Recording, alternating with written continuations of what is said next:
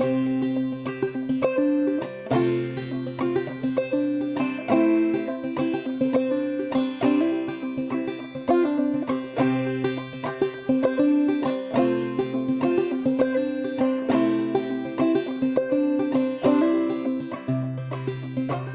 am resilient, I trust the movement, I negate the chaos, uplift the negative. I'll show up at the table again and again and again. I'll close my mouth and learn to listen. Whoa, whoa, oh, oh. Whoa, whoa, oh, oh. Whoa, whoa, oh, oh. Whoa, whoa, oh, oh. Whoa, whoa, oh, oh. Whoa, whoa, oh, oh. These times are poignant, the winds have shifted.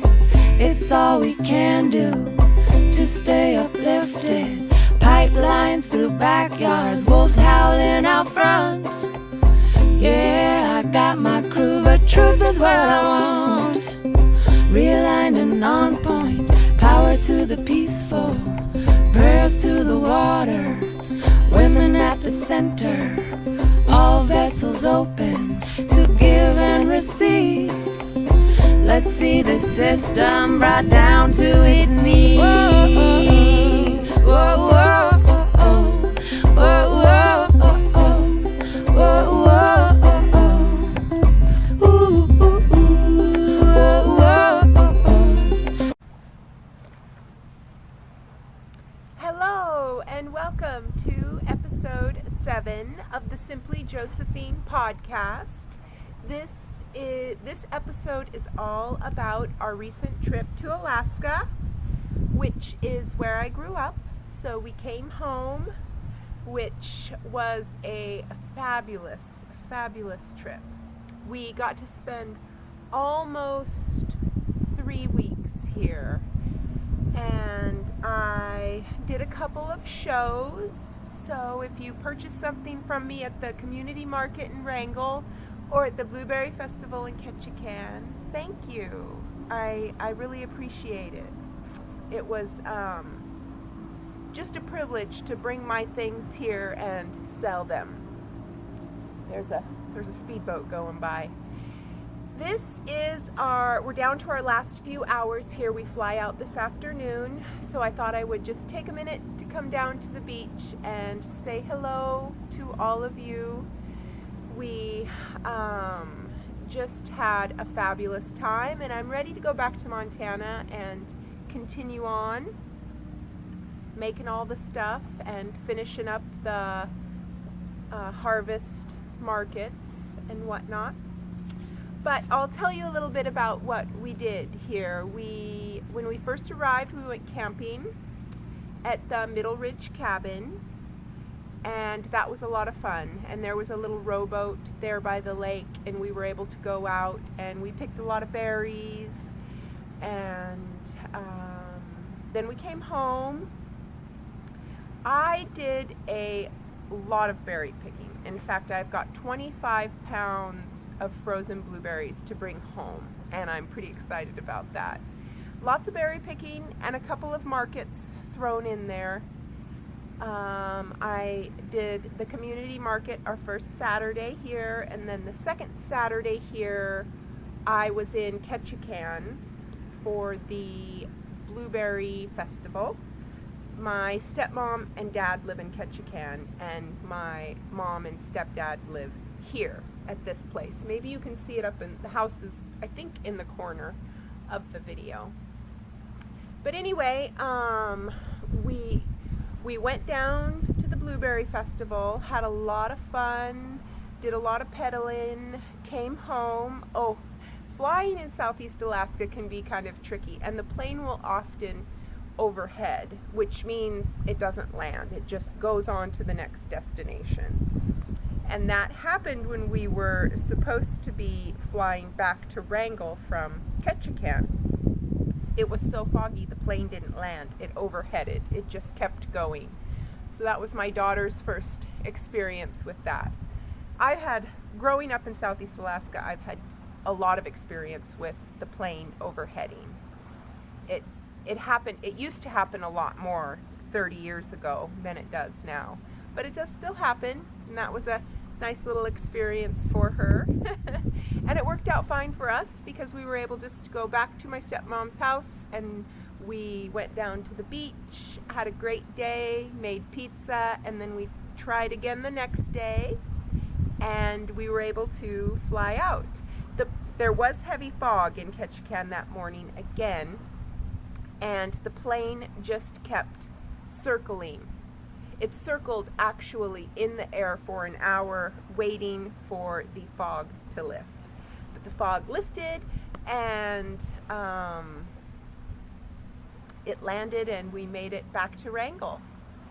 And the kids got out in the boat a few times. I did not go out in the boat. Mom and I were just on a mission. We were berry picking. There's a really nice trail called Rainbow Falls, and we went up there several times throughout our last week here and picked and picked and picked and picked for hours, and that's why I have so many berries to bring home. I also picked a 5-gallon bucket of highbush cranberries, and my stepdad and I made a highbush cranberry ketchup. And I filmed the whole process, so I will put all of the highbush cranberry videos. They'll play right after this video, because I think that's all I really have to share. Hello there! I am out in the muskeg today, and I am harvesting these highbush cranberries, or I guess I should say I'm out here with my mom and my daughter and the dog, but Josie gave up on us and she is now in the car. But aren't these gorgeous? Highbush cranberries. Now, a lot of people say a lot of different things about harvesting these highbush cranberries, but we are going to make a ketchup, a highbush cranberry ketchup, and so we want to pick them, or so I've read and been told by people, that when there's a little bit of yellow still on there, because it has a lot of the natural pectin. So we're picking them now. A lot of people also say to pick them after the first frost. Maybe that's what you would do if you wanted to freeze them for, or make like a cranberry sauce, but I think once these are cooked down, we'll see how it turns out. Highbush cranberry, they're this beautiful shrub with these berries that hang down in these clusters, and you can just pick the clusters of berries. They're beautiful too. I'll show you what these look like. They see them there? Yeah, so we'll take these home and clean them up and make the ketchup. So I will see you back in the kitchen. But anyway, it feels great to be out here, even though it's raining. It just feels really good to be here. Okay, I thought I would take another little clip here to show you more of these highbush cranberries. There's my mom there, picking. Hi! It's real boggy and marshy here. But see how beautiful they are on the tree. Hopefully I won't fall in a hole here and get too shaky, but that is what they look like as we're picking them. Beautiful, beautiful highbush cranberries. Out here on the edge of the muskeg, in this real marshy bog. Hello! We are making the highbush cranberry ketchup, and the first thing we did was We cooked down, let's see, 24 cups. Mm-hmm. We cooked down 24 cups of the cranberries in here. We let that cool, strained some in the liquid off the top, skimmed the liquid off the top and separated that there. And then we are running the berry material with the seeds through this mill. And this is very fancy. It shoots the pulp out one way and the seeds out the other. And this, I don't want to overload it because I overloaded it the first time. That's not overloading it. Okay. And it works really good. But if the recipe calls for just running it through a sieve, like an old-fashioned sieve, which you wouldn't want to do with 24 cups of cooked cranberries. So this is just going real gentle here, and it's coming, getting harder to grind. Okay, there we go.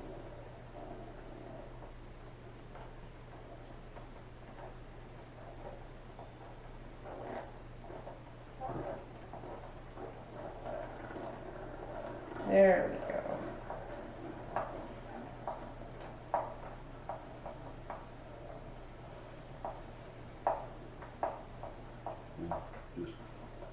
Just tap it a little bit. There we go. Oh, there. Yeah, let it fall down There we go. Yeah, that's running through nicely.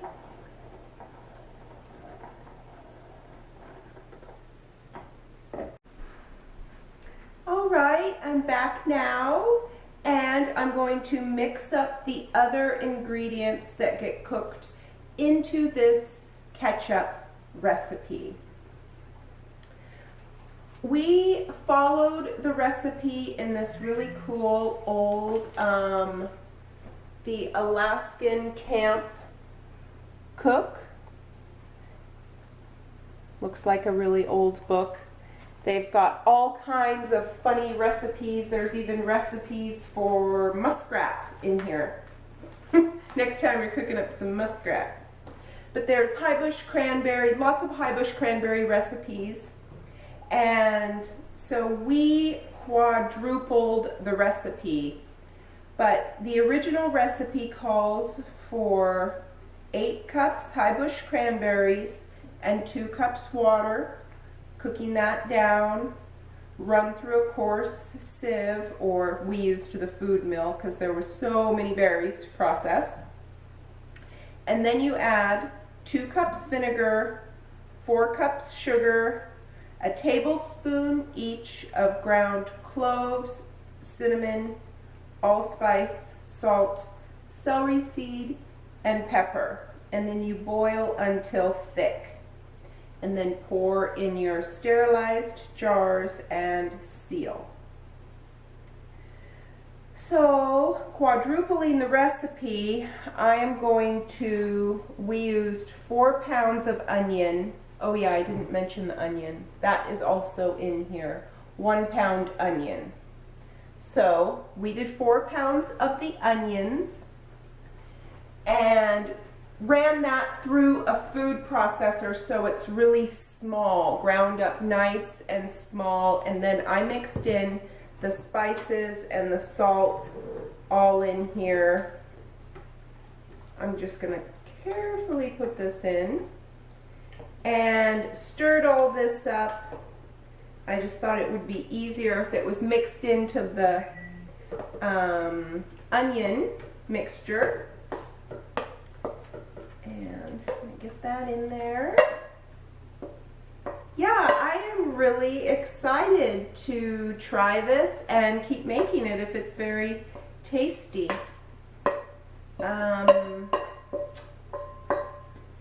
I've heard it's really a nice meat marinade. So I'm going to start with, so it would have said 16 cups of sugar to go in here if I were following the recipe correctly. I think I'm just going to start out with like 10 or 12 and then taste it, and you can always add more sugar if you want. So this is 4 cups.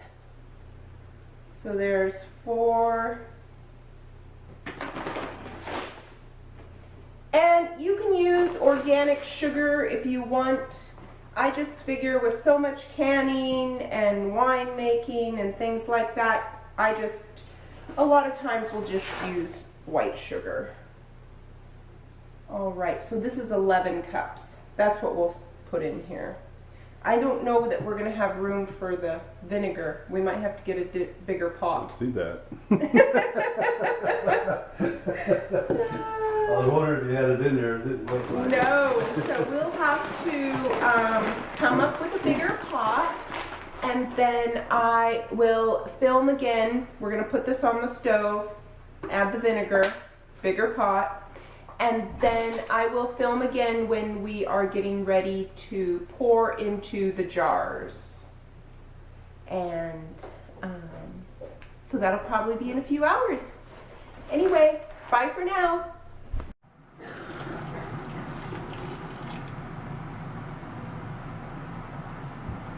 Okay, it's several hours later, and we've cooked down the ketchup.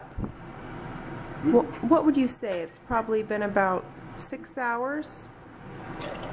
Yeah, we cooked the ketchup down for about 3 hours.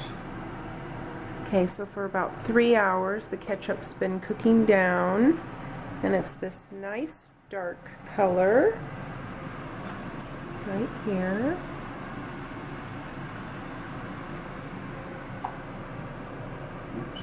And it is going into the water bath canner. I gotta grab a lid here.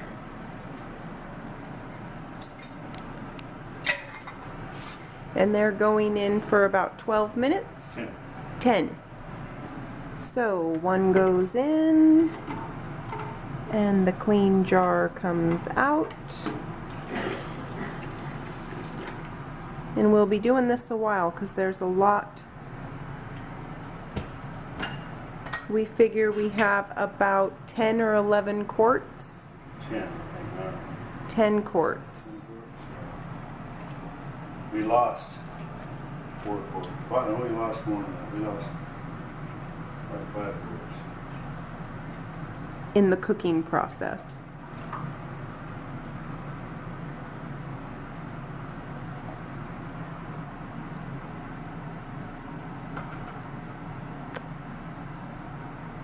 We made the highbush cranberry ketchup. There were a lot of cold, wet days, and we got some canning in. We also canned some zucchini relish.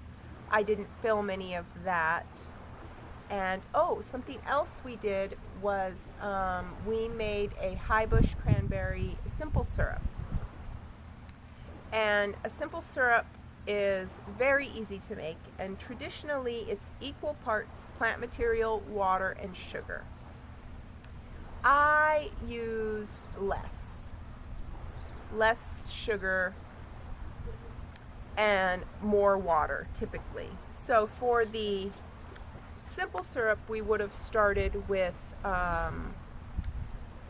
let's see, I think I used 12 cups or maybe 10 cups of the berries, 12 cups of water, and I used like 5 cups of sugar, and I let that cook down for a couple of hours, maybe 3 hours in total, and then strained it, and it made this beautiful red colored syrup.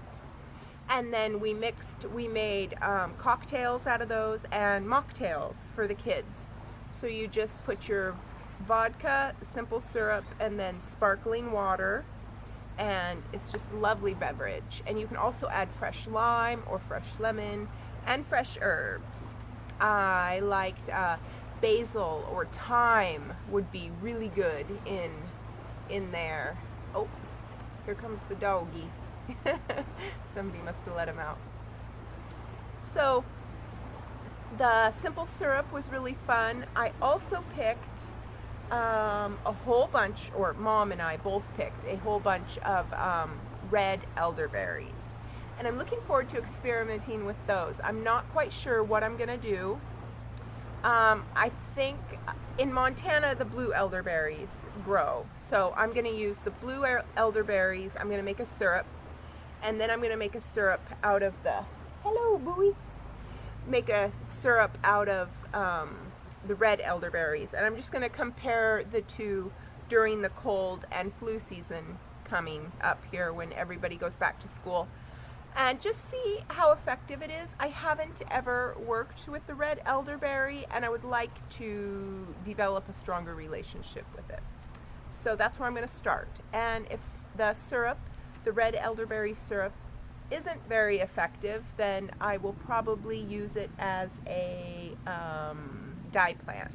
You can also dye fabric with the red elderberry, and that's what I'll do if I'm not happy with the syrup. So I've got frozen elderberries to go home, the 25 pounds of blueberries, and we fly in late tonight, so I'm looking forward to getting home and carrying on with the fall activities before school starts. So yeah, I guess that's about it. There's a lot more photos and videos in this episode. You saw a lot at the beginning, and there will be a lot at the end of the podcast as well, because I just took a lot more pictures and videos because we were in such a wonderful place. Come on, Boo. Booey.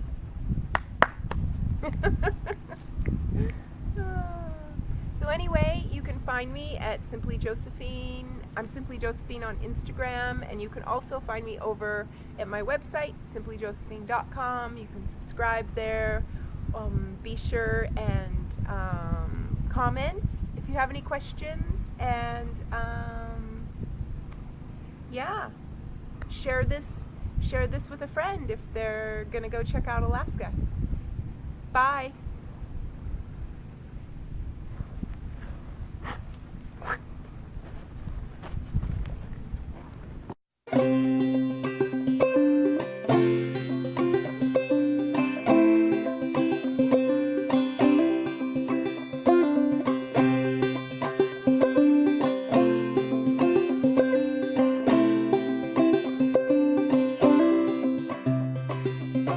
I am resilient, I trust the movement, I negate the chaos, uplift the negative.